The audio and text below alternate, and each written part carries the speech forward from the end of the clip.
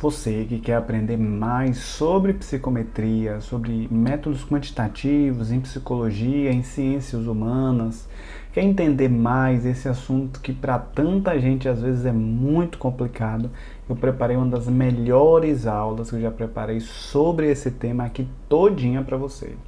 Tá interessado? Vamos junto aqui que eu quero que você entenda esse assunto de uma vez por todas hoje, hein? Vamos comigo. Veja, o que é que a gente vai ver na aula de hoje? Quais são os fundamentos da psicometria, né? É legítimo utilizar números para representar fenômenos psicológicos, observações psicológicas, observações humanas? Como é que a teoria da medida precisa acontecer? Veja que eu vou estar dando detalhes sobre isso daqui para você hoje. E mais para o final da nossa aula eu vou estar falando alguns contextos de aplicação que a gente pode utilizar a teoria da medida e a psicometria, como por exemplo o contexto na psicoeducação, no trânsito, no contexto jurídico, na cirurgia bariátrica ou em contexto de saúde. Então veja que é uma aula completa todinha aqui para você. Então vamos lá. Quando a gente fala de fundamentos da psicometria, a gente precisa se perguntar antes de mais nada o que é a tal chamada psicometria. E aí eu coloquei esse instrumento aqui, né, um paquímetro, né, alguns instrumentos de medida, que é justamente uma área da psicologia e das ciências humanas onde a gente vai tentar desenvolver técnicas para quantificar fenômenos psicológicos ou fenômenos humanos. E para isso a gente vai precisar utilizar um outro sistema, que é um sistema numérico, que é o sistema matemático. Perceba que em estudos qualitativos a gente utiliza ferramentas da linguagem. Quando a gente vai para um estudo quantitativo, a gente utiliza um outro tipo de linguagem. A matemática é uma linguagem, só que é uma matemática, só que é uma outra linguagem diferente da linguagem do sistema escrito, do sistema falado, onde ela vai ter algumas características que, claro, são diferentes, por exemplo, quando a gente vai para uma área da física ou para uma área da biologia, mas que são possíveis, claro que com limitações, fazer mensurações em sistemas humanos também, como na psicologia. E aí a pergunta, né, por que estudar psicometria para a psicologia? Porque isso nos ajuda muito a investigar os padrões de manifestação dos fenômenos psicológicos. A gente pode mensurar essas habilidades. Isso vai servir para tudo? Não, mas serve também para a gente tentar entender aquilo dali, aquele fenômeno psicológico que a gente quer observar a partir de um sistema numérico. Serve também para investigar esses fenômenos e os próprios comportamentos de uma maneira sistemática, tentando trazer para aquilo ali algum nível de escala. Isso muitas vezes ajuda a tornar o conhecimento mais sistemático, a comparar, e tem vários outros elementos que eu vou estar falando na aula aqui para vocês. E aí a terceira pergunta que talvez você possa se perguntar é: e qual é a base para estudar a psicometria? A base são os números, onde os números vão tentar explicar esses fenômenos físicos que são também fenômenos psíquicos. Na psicologia e nas ciências humanas, basicamente a nossa grande forma de medir é uma teoria por medida. Veja que é diferente às vezes em outras áreas do conhecimento, como por exemplo na física, que você tem medidas fundamentais, como por exemplo o quilo, o tempo. São outras formas de medida. Na psicologia e nas ciências humanas, a nossa principal forma de medir vai ser a medição a partir de alguma teoria. Porque muito do que a ciência vai tentar fazer é entender os fenômenos da realidade. E o que a matemática é basicamente formação de símbolos numéricos. Quando a gente fala de biologia, quando a gente fala de física, quando a gente fala de química, todas essas áreas, vamos dizer, mais tradicionais das ciências naturais que se utilizam da matemática, é interessante que elas se utilizam das ferramentas da matemática, que é um outro sistema epistemológico, para tentar explicar sistemas que são naturais, que é a física, a química, a biologia. A psicologia também faria a mesma coisa. A psicologia e as ciências humanas como um todo. A gente tenta se utilizar da matemática para poder tentar explicar fenômenos que são humanos. Quando a gente dirige um carro, por exemplo, a gente quer saber com quanto tempo aquela peça vai quebrar, quanto tempo aquela peça vai durar, se já está na hora de trocar ou não. Isso tudo é baseado em muita engenharia e, consequentemente, muita matemática. Muitas dessas perguntas podem ser usadas, claro que com limitações, na psicologia também. Então, apesar de serem sistemas, né, a matemática e a ciência serem sistemas epistemológicos diferentes, vai tentar se utilizar do sistema do símbolo matemático para a descrição de fenômenos naturais, como eu já falei, eu acho que é muito mais nítido para a maioria das pessoas quando a gente fala da matemática na física, matemática na biologia, matemática na química, mas a ideia é que a gente pode utilizar também a matemática para explicar fenômenos psíquicos. E aí vem mais um questionamento. Por que a mensuração na psicologia? E aí vem aqui algumas respostas. Porque permite a generalização para momentos ou situações futuras.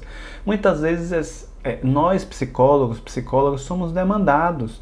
Veja, eu preciso dar alguma resposta, eu preciso fazer algum tipo de avaliação. Vou falar já mais para frente para vocês de alguns contextos de avaliação. A gente precisa muitas vezes ter algum tipo de valor preditivo, seja num concurso público, numa avaliação psicopedagógica, numa avaliação de recursos humanos, numa avaliação de trânsito, em vários tipos de contextos nós enquanto psicólogos e psicólogas vamos ser solicitados, e cientistas humanos como um todo, vão ter uma valorização, um valor preditivo daquele conhecimento. A mesma coisa é permitir comparações entre o desempenho nas instâncias intra e interindividual. Intra é como é o indivíduo nele com ele mesmo. Ele é avaliado num primeiro momento, depois de algum tempo ele é avaliado novamente. Ele com ele mesmo apresentou mudanças quantitativas ao longo do tempo. Ele, em comparação a um grupo normativo, apresenta diferenças, não apresenta diferenças. Então veja quantas coisas importantes a psicometria e a medida em psicologia vai nos ajudar. A mesma coisa é subsidiar técnicas de coleta de informação, como a observação, a entrevista, porque isso facilita muito o processo de mensuração em psicologia e vai trazer enormes vantagens para o nosso objeto de estudo, que a psicologia estuda. E aí você pode perguntar, tá, Gustavo, mas quais são então as funções de você medir fenômenos psicológicos ou fenômenos humanos? O primeiro deles é esse daqui, é a quantificação. A quantificação muitas vezes permite uma descrição mais precisa do fenômeno, bem como a comparação com outros fenômenos. Em medidas quantitativas é muito comum. Poxa, o quanto uma pessoa que sofreu abuso sexual pode aumentar o risco para aquela pessoa ter uma depressão. O quanto pessoas que sofreram determinados maus tratos da infância pode aumentar o risco dela ter um transtorno de ansiedade ou desenvolver um determinado tipo de problema em outra fase da vida. Perceba que esse tipo de quantificação muitas vezes vai ser muito útil para a psicologia. Segundo é a comunicação. Quando a gente utiliza medidas e números para tentar explicar fenômenos psicológicos, isso condensa informações de maneira muito mais precisa e objetiva, que permite o diálogo entre profissionais, a comparação entre grupos, entre diferentes contextos de aplicação. Um outro elemento é a padronização. Quando a gente utiliza medidas quantitativas, a gente tenta assegurar aqui a equivalência entre objetos com características diversas. Ou seja, muitas vezes a gente pode aplicar o mesmo procedimento quantitativo para diferentes pessoas e tentar extrair dali medidas que muitas vezes vão ser úteis no nosso dia a dia, na nossa tomada de decisão. E muitas vezes isso vai trazer também a objetividade, porque reduz as possíveis ambiguidades. Tá gostando da aula? Tá me acompanhando? Vamos seguindo aqui, quero você aqui comigo. Agora veja, sempre que a gente vai fazer qualquer tipo de medição, e aí principalmente medição por teoria e medição em ciências humanas e aí na psicologia também, sempre vai ter sujeito a erros, né? Então assim, nossa medida ela nunca vai ser exata. Afinal de contas, a gente está falando de uma medida empírica, de uma medida humana que traz um nível de complexidade muito grande. Então, muitas vezes a gente precisa estar muito atento ao instrumento de observação, se ele é bem feito ou não, porque muitas vezes ele pode ser fonte de erro. Questões do observador, padronização da aplicação, às vezes o observador já vai com algum tipo de viés, algum tipo de direcionamento para poder enxergar aquele fenômeno ali que ele está observando. Questões aleatórias que não necessariamente a gente pode identificar num primeiro momento vão ser fatos importantes quando a gente fala da medida em psicologia. Por que isso tudo, Gustavo? Porque o número em matemática ele é unívoco. Ele não tem variabilidade. No entanto, fenômenos humanos existe uma enorme variabilidade. Então, com isso, nas medidas dos fenômenos naturais, o número, né, o número se torna um intervalo.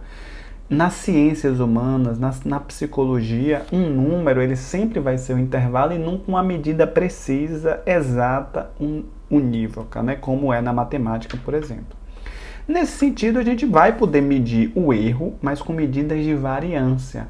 Então, as medidas de variância muitas vezes vai tentar trazer um pouco o quão aquela nossa medida pode estar errada. Mas aí então você me pergunta, tá, Gustavo, e qual é a base axiomática da medida? A base axiomática é a base matemática, né? Na psicologia, o principal parâmetro de medida psicométrica é a demonstração da adequação da representação, ou seja, a demonstração do isomorfismo, ou seja, aquilo que eu estou dizendo que meu instrumento está medindo, que minha ferramenta está medindo, a matemática traz como validade. Por isso que é tão importante quando a gente utiliza um teste psicológico que existam as evidências de validade, porque é uma validação matemática daquilo que a gente está dizendo que a nossa ferramenta ou que o nosso instrumento mede. E aí, para isso, a gente vai utilizar de cálculos matemáticos para verificar esse isomorfismo, que é essa equivalência de formas, ou seja, aquele número que eu encontrei para medir determinado fenômeno psicológico, ele realmente apresenta uma equivalência em termos de matemática, de cálculos matemáticos, então muitas vezes a gente vai precisar encontrar e aí talvez numa outra aula eu possa falar sobre isso, e vão ter formas de diferentes medidas para a validação de um teste. Então, assim, há legitimidade no isomorfismo de utilizar números para representar fenômenos naturais se e somente se as propriedades estruturais, tanto dos números quanto dos fenômenos, forem salvaguardas. E aí numa outra aula eu vou estar falando aqui para vocês sobre medidas ordinais, intervalares e nominais, que vai falar um pouco mais sobre esse isomorfismo. Então a medida realmente acontece quando se salvam pelo menos os axiomas de ordem dos números, que aí vamos dizer seriam medidas ordinais ou intervalares. Então se a gente salva essas medidas de ordinal ou intervalar, isso vai ser possível a mensuração. Por quê? Porque os fenômenos naturais e humanos, diferentes dos números, diferem qualitativamente. Tá? Enquanto, veja só essa tabela aqui, eu adoro essa tabela, eu acho que ela é muito elucidativa quando a gente estuda isso. Veja aqui, ó, a ciência ela é um sistema teórico empírico, a matemática é um outro sistema epistemológico. Enquanto na ciência a gente estuda os fenômenos naturais, na matemática a gente vai estudar o número em si. A física se utiliza do número para explicar fenômenos naturais. A mesma coisa seria a psicologia. Aqui é uma atitude empírica, observacional. Matemática é um conhecimento transcendental. O número 1 aqui na Terra é o mesmo número 1 na Lua. Em qualquer lugar do universo, 1 vai ser sempre 1. Então, ela é muito mais transcendental, enquanto a ciência ela é empírica. A metodologia aqui é a observação e controle, enquanto na matemática é a dedução matemática. Verdade aqui é um fato que pode ser mudado, olha que a certeza ela é relativa, enquanto na matemática a verdade é feita por um teorema e essa certeza vai ser absoluta. Depois que um teorema é resolvido em matemática, ele não muda, porque aquela verdade ela é absoluta. Veja que é diferente de ciência, que tem descobertas à medida que o conhecimento vai avançando, ou seja, a certeza, a verdade a gente nunca vai alcançar em ciência. No entanto, em matemática, sim. Aqui a validade de critério é o teste empírico, o critério de verdade, enquanto aqui a consistência interna do argumento. Então veja que matemática e ciências eles são sistemas bem diferentes, mas que a ciência se aproveita do sistema matemático para tentar entender esses fenômenos que são empíricos. Então os símbolos numéricos formam quantidades. Números são os mesmos em qualquer lugar, diferente dos fenômenos humanos. Bom, como é que a gente pode fazer então essas formas de mensuração, como eu já adiantei aqui para vocês? Uma medida fundamental é a massa, por exemplo, quilos, gramas, ou o comprimento, metros, centímetros. Isso é muito utilizado na física, por exemplo. A gente tem formas de medida derivada, como por exemplo a densidade de um determinado objeto. Aqui a teoria é onde a gente tem a principal forma de mensuração em ciências humanas na psicologia, que é uma teoria, ou seja, a gente tenta criar uma teoria para mensurar um fenômeno da realidade. E existe também, por exemplo, uma forma de medir por lei na química, por exemplo, né? É uma forma de medição por lei, ou seja, sempre que você mistura ácido e base, vai acontecer sal e água. Na psicologia a gente não tem esse tipo de mensuração, por exemplo, que seria assim, se eu fizer isso mais aquilo, então vai resultar naquilo outro sempre. Não, não existe uma medida de lei na psicologia. E aí a complexidade na medida em psicologia avança muito mais, né? Por quê? Porque a gente não dispõe de um zero absoluto. Não existe zero inteligência, zero depressão, zero ansiedade. Então, consequentemente, isso dificulta ainda mais a mensuração na psicologia. Na psicologia e nas ciências humanas como um todo, a gente vai ter uma menor precisão do que as medidas de ciências exatas, é claro, em física, química e biologia. Porque em psicologia a gente tem um grande número de variáveis intervenientes. E muitas vezes vamos trabalhar com os construtos e não com os conceitos, e sim, porque o que a gente está tentando fazer aqui é medir um atributo da realidade. E para a gente medir um atributo da realidade, a gente precisa de uma teoria para isso. Consequentemente, é muito mais susceptível a erro e muito menos preciso do que, por exemplo, nas ciências exatas. Então, assim, o uso da medida, o uso do número na descrição dos fenômenos naturais somente se justificam se respondem a duas questões. É legítimo utilizar o número para descrever os fenômenos da ciência? Sim, se você observa essas duas perguntas aqui. Se é útil, é vantajoso utilizar números para descrever fenômenos na ciência. Se é útil e é vantajoso, sim, a gente deve utilizar os números para medir fenômenos humanos. Tá? Bom, esses slides aqui é uma das partes que eu mais gosto. Quando eu diferencio, por exemplo, medidas qualitativas de medidas quantitativas. Veja, aqui, por exemplo, a gente tem duas situações que são diferentes, são situações que mudam qualitativamente. Então, são situações simplesmente diferentes que não são possíveis de serem comparadas porque são qualitativamente diferentes. Esses atributos, eles mudam, diferem em termos de qualidade. Veja, uma pessoa está tomando sorvete, ou essa mesma pessoa está tomando sorvete, e aquela está triste, provavelmente, em outro local.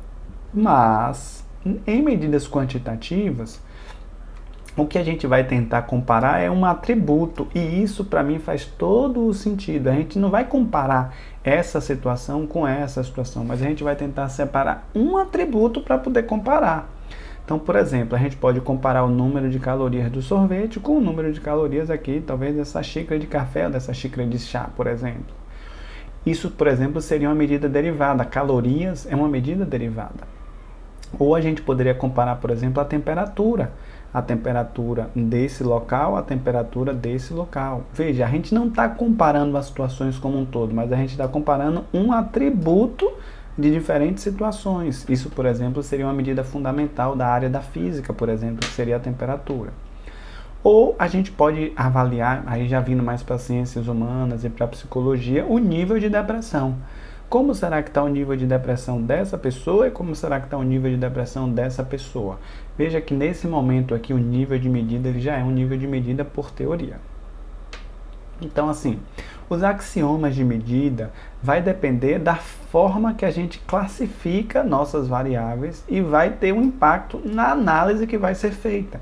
Por isso, se a sua análise, se o seu tipo de medida é uma medida intervalar, se é uma medida ordinal, isso vai dizer muito sobre o tipo de análise estatística, o nível de análise matemática que é possível ser feita.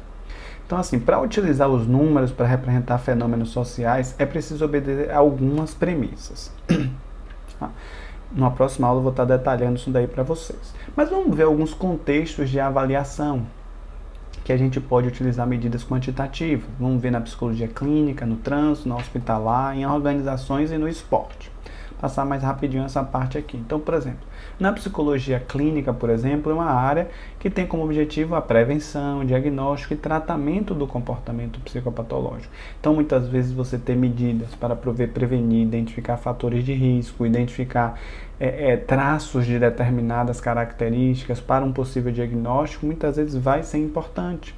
Esclarecer um problema psicológico, fazer o diagnóstico, um plano de intervenção, ver se o plano de intervenção está funcionando, se não está funcionando. tentar estabelecer o melhor tratamento para um determinado contexto muitas vezes vai ser bem importante. Veja que em organizações, por exemplo, em contextos de recrutamento e seleção, você precisa identificar pessoas que têm um perfil mais para determinadas vagas. Né? Selecionar é basicamente identificar um candidato que tem as características compatíveis com o que ele vai precisar desenvolver no seu exercício. E isso, muitas vezes, você utilizar medidas quantitativas vai ser bem importante. No contexto do trânsito, muitas pessoas que fazem psicoteste, que vão tirar algum tipo de carteira de habilitação, por exemplo, passam por uma avaliação psicológica, onde a gente precisa avaliar se aquelas pessoas têm condições ou não têm condições de serem motoristas. Né? Então, muitas vezes a gente vai estar aprofundando, por exemplo, comportamentos perceptivos, cognitivos, por exemplo, a pessoa tem uma boa percepção, se tem uma boa atenção, se tem um bom tempo de reação, porque são habilidades necessárias que esses futuros motoristas vão precisar ter para tentar reduzir os índices de acidente. No esporte, por exemplo, auxiliar na preparação do indivíduo, por exemplo. Auxiliar o atleta, por exemplo, para alcançar um nível esperado de uma determinada habilidade, de atenção, de ansiedade, de saúde mental, de bem-estar, que provavelmente vai impactar muito no desempenho dele enquanto atleta. Otimizar sua performance, muitas vezes medidas quantitativas vão ser importantes. No hospital, por exemplo, em unidade de internação hospitalar, às vezes a pessoa vai fazer uma cirurgia bariátrica, às vezes está passando por algum estado de saúde mental que está mais abalado de alguma maneira, está comprometido. Então, fazer um mapeamento, por exemplo, da estrutura e da dinâmica familiar, avaliar o nível de conflito, o nível de afetividade da família, às vezes vai ser importante para poder pensar em intervenções. Então, era isso, gente. Então, apresentei um pouco para vocês aí sobre os fundamentos da psicometria. Se não conseguiu entender, tenta rever, pode falar aí nos comentários, que eu sempre que eu posso vou estar respondendo para vocês. E tem mais algumas aulas aí que eu acho que vai valer a pena da gente estar assistindo, beleza? Espero ver vocês numa próxima. Até mais.